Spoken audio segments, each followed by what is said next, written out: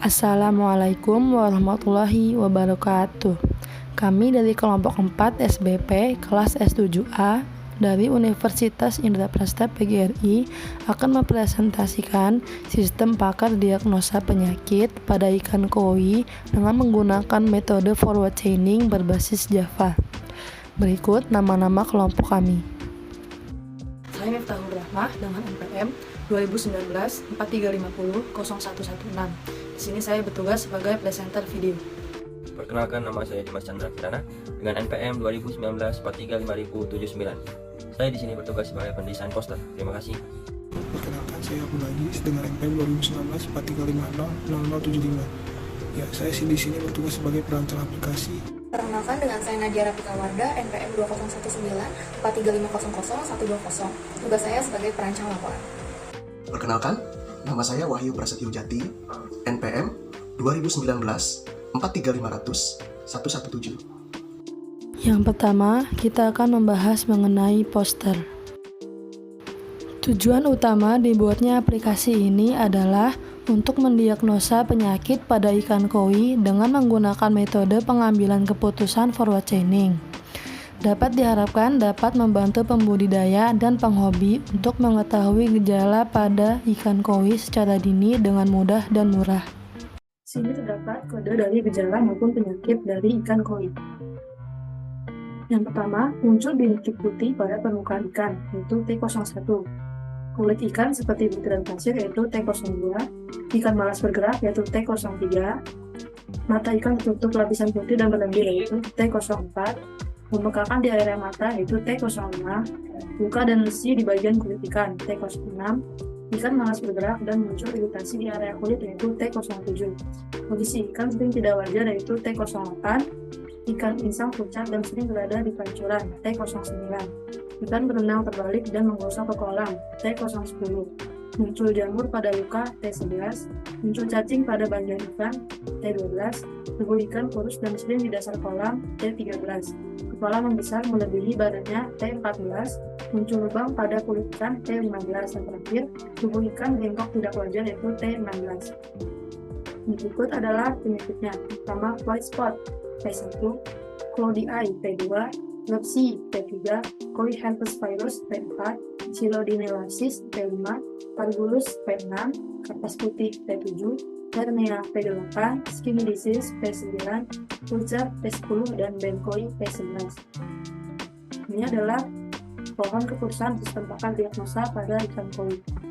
Ini adalah penyakit dan ini adalah gejalanya. Penyakit 1 yaitu gejalanya T1, T2, dan T3. P2 atau penyakit 2 gejalanya adalah T4, penyakit 3 gejalanya T5, penyakit 4 gejalanya T6, penyakit 5 gejalanya T7, T8, dan T9, penyakit 6 gejalanya T10, penyakit 7 gejalanya T11, penyakit 8 gejalanya T12 dan T13, penyakit 9 gejalanya T14, penyakit 10 gejalanya T15, dan penyakit 11 gejalanya T16. Pembahasan kedua adalah flowchart.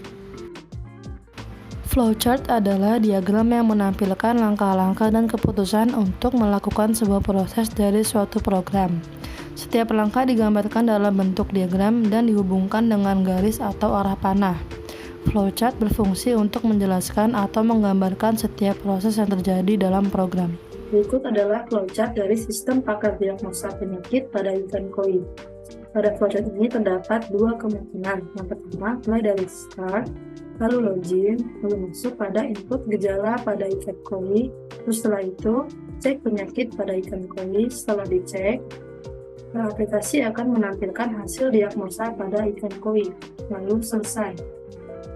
Dan kemungkinan kedua itu mulai start, masuk ke login, lalu input gejala pada ikan koi, lalu cek penyakit ikan koi. Jika penyakit tidak terdeteksi atau gejalanya kurang atau berlebih, aplikasi akan langsung masuk ke selesai atau end. Pembahasan yang ketiga adalah aplikasi. Kita akan masuk pada pembahasan aplikasi. Jadi kita akan mulai.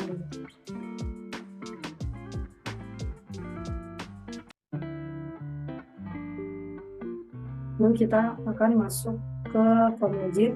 masukkan username dan password yang sudah dimasuk di database. Berhasil login. Di sini masuk ke menu utama, mulai diagnosa. Gejala 1 kita mulai ya, gejala 2 tidak, gejala 3 tidak, gejala 4 ya, gejala 5 ya, gejala 6 tidak, gejala 7 tidak, gejala 8 tidak, gejala 9 ya, gejala 10 tidak, gejala 11 ya, 12 tidak, 13 tidak, 14 ya, 15 ya, dan 16 tidak. Dua aplikasi akan menampilkan kesimpulan atau hasil diagnosa, yaitu penyakit bintik putih atau white spot yang kita sisa. Kita akan mencoba diagnosa yang kedua. Di sini kita akan mencoba menjawab tidak dari gejala 1 sampai gejala 16.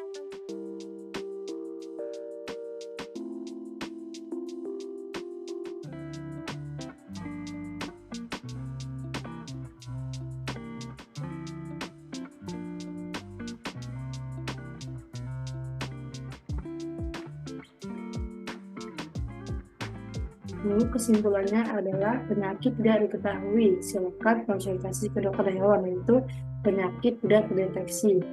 Dan langsung ke menu selesai dan kembali ke menu utama. Jadi kesimpulannya adalah aplikasi diagnosis penyakit pada ikan koi dapat membantu dan menyempurnakan proses dari basis pengetahuan diagnosis penyakit pada ikan koi yang sudah ada secara efektif dan efisien.